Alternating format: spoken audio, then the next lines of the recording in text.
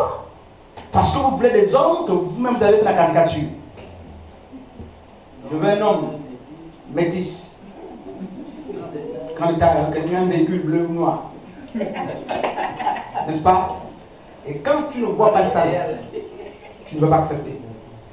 Vous voulez vous marier, mais vous attendez seulement que les maris viennent de vos églises. Vous savez, vous voyez vos enseignements que vous avez reçus.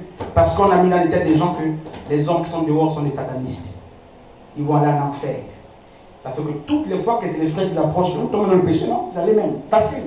Mais quand c'est les frères, les gens de dehors, c'est les diables. Mais cette mentalité a fait qu'ils viennent ici. Parce qu'ils savent que lorsqu'ils franchissent ces portes-là, c'est le passeport pour vous toucher, pour vous prendre. Et après vous laissent.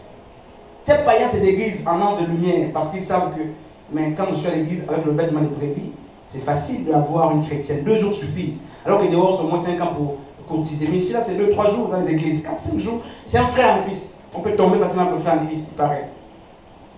Donc, il y a un problème de foi, homme de Dieu. Il y a un problème d'enseignement. Vous voulez vous marier, apprécier ce que Dieu envoie vers vous, exercer le jugement. Vous voulez travailler, prenez vos papiers, allez déposer le ministère et priez ensuite. Priez ensuite.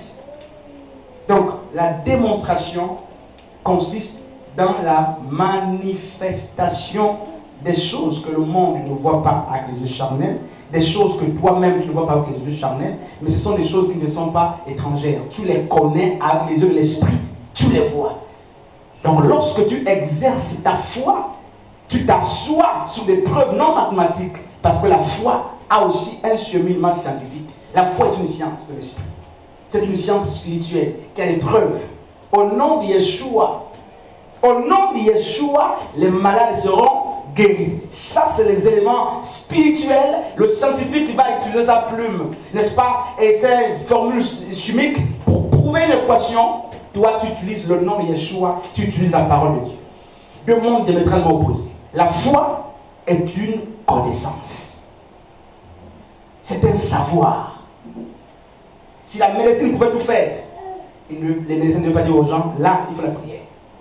Si la science pouvait tout faire, on ne veut pas dire, là, il faut que Dieu intervienne. Ils comprennent qu'il y a un niveau où il faut laisser la foi en exercice.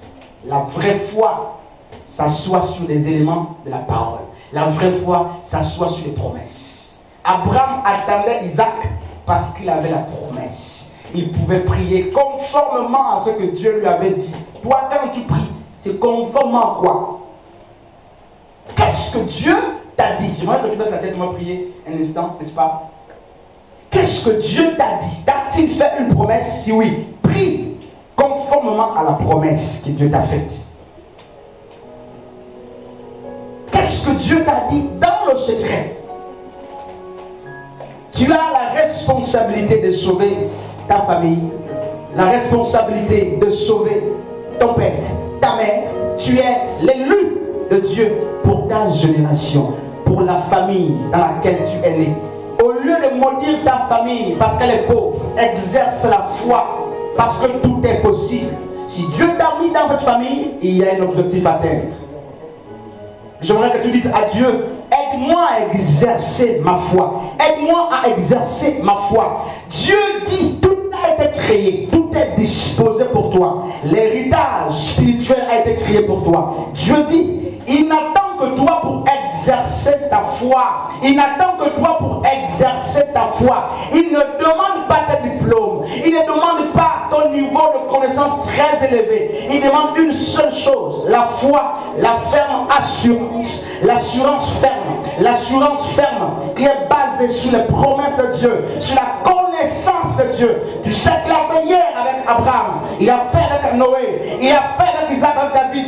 Il n'a pas changé. Il est aussi capable de le faire avec toi. Le problème est que longtemps tu t'es minimisé, tu t'es méprisé. Tu t'es dit, je ne suis qu'un jeune, je ne suis qu'un vieillard, je ne suis que.